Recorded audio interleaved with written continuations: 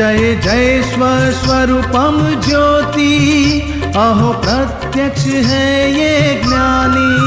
जय जय स्वस्वरूपम ज्योति, अहो प्रत्यक्ष है ये ज्ञानी। नमस्कार, आदाब, सत श्री अकाल, वनकम, जय श्री कृष्ण, जय स्वामीनारायण, जय सच्चिदानंद। दोस्तों, दादा भगवान परिवार आप सभी का स्वागत करता है नई दृष्टि नई राह प्रोग्राम में।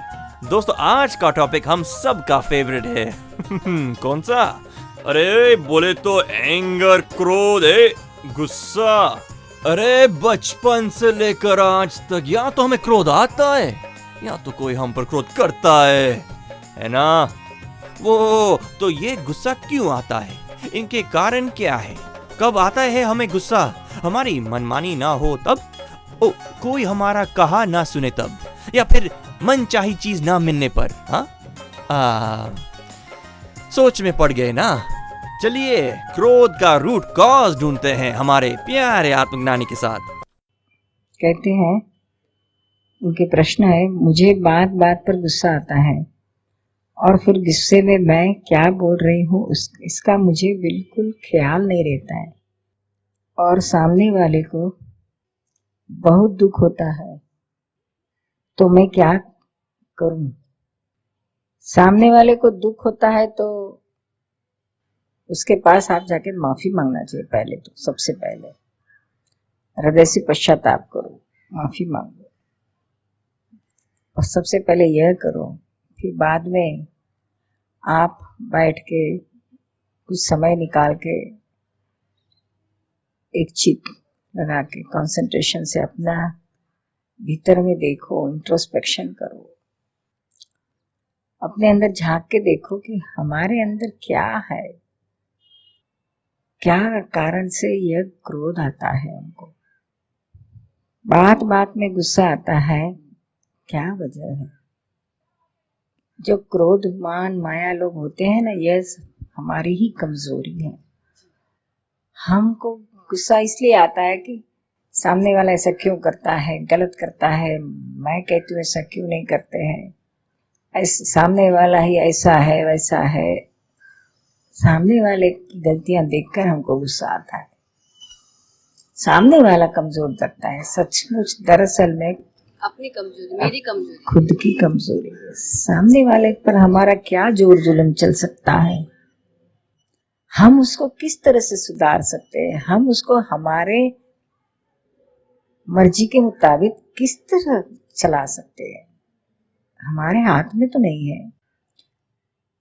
क्रोध आने का सबसे कॉमन कारण यही है कि जब हमारी मर्जी के मुताबिक नहीं होता है, मर्जी के खिलाफ होता है, हम जो कहते हैं वो सामने वाला नहीं करता है, तो फौरन क्रोध आ जाता है।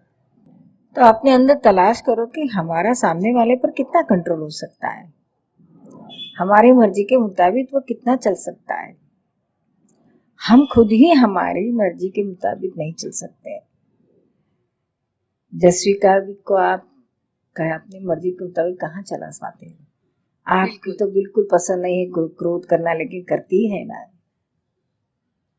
तो हम आपके कंट्रोल में जस्विका ही नहीं है तो और कैसे रह सकते हैं? कोई किसी खुद के कंट्रोल में ही नहीं है। जो भी कोई कुछ करता है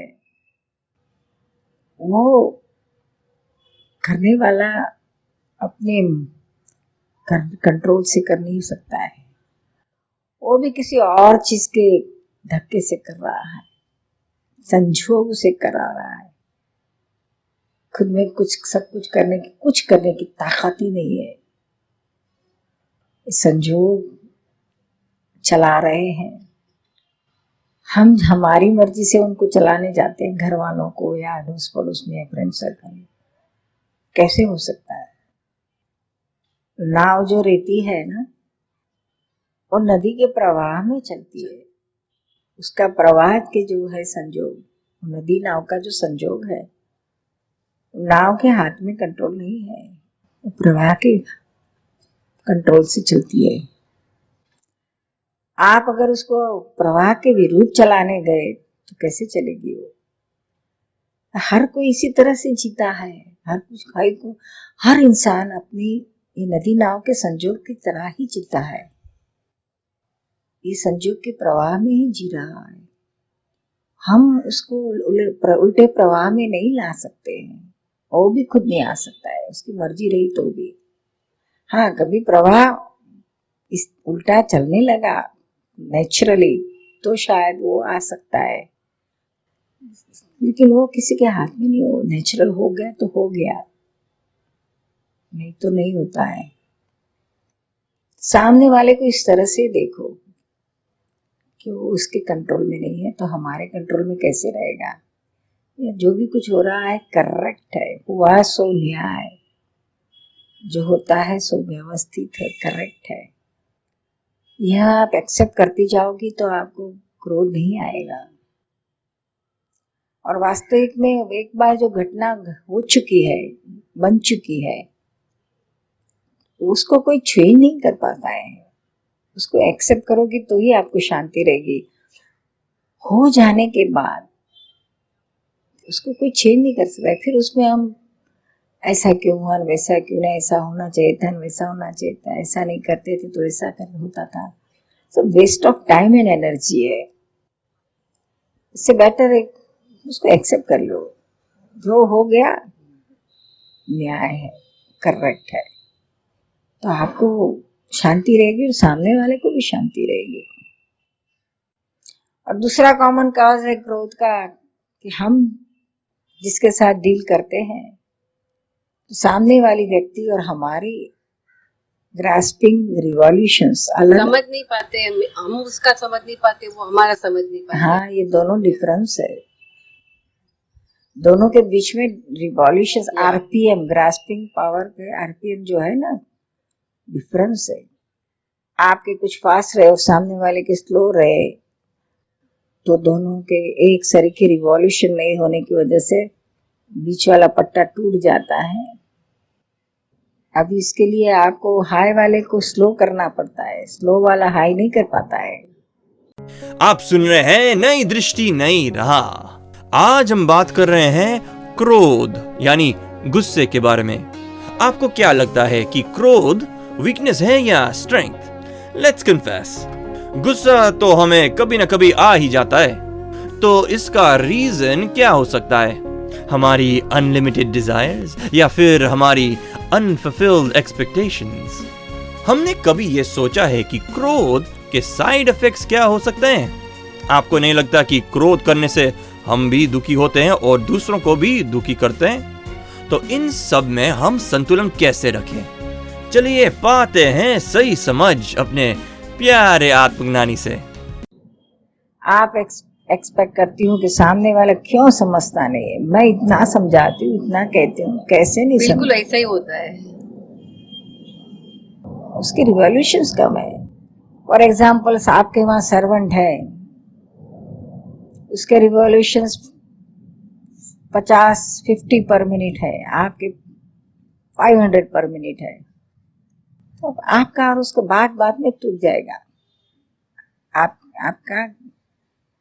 आपका दिमाग आउट हो जाएगा, क्रोध आ जाएगा बात बात, क्योंकि आपकी बात उसको समझ में नहीं आती है। आप कह के नहीं जाती हो कि इतना इतना काम कर, सब्जी ऐसे बनाने की है, हर दाल ऐसे बनाने की है, तो उसको नहीं समझ में आएगा, तो अपनी तरह से बनाएगा। आप आके देखते ही आपका दिमाग आउट हो जाएगा, क्रोध आ जाएगा। लेकिन आपने समझना चाहिए कि भी उसके रिवॉल्यूशन स्लो है, आपके फास्ट है, इसकी वजह से तो वह आपका नौकर है और आप उसकी सेठानी है। नहीं तो आप नौकर और वो सेठ नहीं रहता था। अगर उसके हाई रिवॉल्यूशंस रहते थे तो लो है उसके, आपके हाई है, तो आपने ही आपके लो करना पड़ते। पहले यही सोचना है, सोच के जालो कि इसके रिवॉल्यूशंस कम है, इसके साथ काम लेना है, यानी मुझे ही एडजस्टमेंट लेना पड़ेगा। एक बात उसको एक बार बताने से समझ में नहीं आएगी तो बार बार बतानी पड़ेगी, वो भी बहुत समता में रह के स्थिरता से काम लेना पड़ेगा। आप इमोशनल हो गई तो काम बिगड़ जाएगा, आपका बिगड़ेगा, और वो तो है ही, वो कुछ सुधरेगा नहीं। और हमारा ईगो भी तो है ना, हम ज्यादा समझते हैं, हम ज्यादा होशियार हैं, सामने वाला समझता ही नहीं, इसकी वजह से तकलीफ होती है। सामने वाला समझता नहीं है और हम ज्यादा समझते हैं, उसका अहंकार करने का नहीं है। सामने वाला कम समझता है, उसके लिए उस पर करुणा रखने का, करुणा रखो तो खुद ब खुद आप उसको एडजस्ट हो सकोगे, उससे काम ले सकोगे। हम सुन रहे हैं नई दृष्टि नई राह। हम में से ऐसा कौन है जिसे कभी गुस्सा ना आता हो? जी हाँ दोस्तों, आज हम बात कर रहे हैं क्रोध, गुस्सा यानी एंगर के बारे में, और सोच रहे हैं कि हमें गुस्सा क्यों आता है और क्रोध के कारण को कैसे मिटाए। चलिए सुनते हैं अपने अगले सेगमेंट में। आपका दूसरा प्रश्न है, मेरे हस्बैंड का भी बहुत गुस्सा आता है, तो उस हस्बैंड को गुस्सा आता है कि आपको उस पर आता है? पॉइंट नंबर 2 को जब भी आता है ना, तभी मुझे कैसे रिएक्ट करना चाहिए? आपके हस्बैंड को भी बहुत गुस्सा आता है, तो उस सिचुएशन में मुझे कैसे रिएक्ट करना चाहिए? कुछ रिएक्ट नहीं करना, चुप रहना, नो रिएक्शन। रिएक्ट होगी तो और बड़ी ज्वाला हो जाएगी। उस समय आपने तो ठंडे कलेजे बैठना, उसके अंदर बैठे हुए उस भगवान का दर्शन करते जाना, प्रतिक्रमण करते जाना, भगवान को प्रार्थना करो, उसके अंदर बैठे हुए भगवान को, शुद्धात्मा भगवान को, ठंडे हो जाओ, ठंडे, इसको शक्ति दो, ठंडे होने की शक्ति दो, ठंडे होने की। क्या? और उस समय आपकी लाख गलती निकाले तो आप चुपचाप सुन लेना, कोई नो आर्ग्यूमेंट। आप जितनी मौन रहोगी उसकी असर उस पर होगी, और आप आर्ग्यू करेगी कि नहीं मेरी गलती नहीं है, तो और बढ़ जाएगा। फिर थोड़ी देर के बाद ये पुरुष लोग हैं ना, हस्बैंड लोग, तो जल्दी ठंडे हो जाते हैं। सच बात है। हाँ, ज्वालामुखी एकदम सिलक जाती है और एकदम ठंडी भी हो जाती है। आप लोगों के जैसा नहीं है, स्त्रियां का लंबा चलता है, 4 दिन तक मुंह सूजा हुआ रहता है, बोलती भी नहीं है, खाना भी अच्छा नहीं बनाती है, दिमाग आउट रहता है उसको, और वो थोड़ी देर 5-10 मिनट में उसका ठंडा हो जाता है, सब भूल जाता है। तो हम समझना, इतने साल जिसके साथ निकाले हैं, रात दिन साथ रह के, उसको पहचान लो और उसकी प्रकृति के हिसाब से उसके साथ उसको टैकल करना सीखो। उस मालूम है कि 10 मिनट में बाद ठंडा होने वाला है, तो 10 मिनट तक आप ठंडे रहो, तो मामला सुधर जाएगा। आप सुन रहे हैं नई दृष्टि नई राह, जो सुलझ जाता है जिंदगी के हर सवाल को। तो दोस्तों, आपने सुना कैसे हम क्रोध करते हैं और दूसरों को दुख दे देते हैं। तो ये क्रोध तो बुरा ही है, लेकिन उसके परिणाम बहुत ही भयंकर होते हैं। तो दादाजी के ज्ञान पर जरूर गौर कीजिएगा और हर रोज सुनिएगा जरूर आपका अपना कार्यक्रम नई दृष्टि नई राह। अधिक जानकारी के लिए हमें कॉल करें 1877-505-3232 एक्सटेंशन 23, और लॉग ऑन करें hindi.dadabhagwan.org या फिर ईमेल करें dadaonradio@us.dadabhagwan.org। आज के लिए हमें दे इजाजत, कल फिर मुलाकात होगी, तब तक के लिए स्टे इन द प्रेजेंट। नई दृष्टि ज्ञान विज्ञानी, नई दृष्टि मोक्ष प्रदानी, नई राह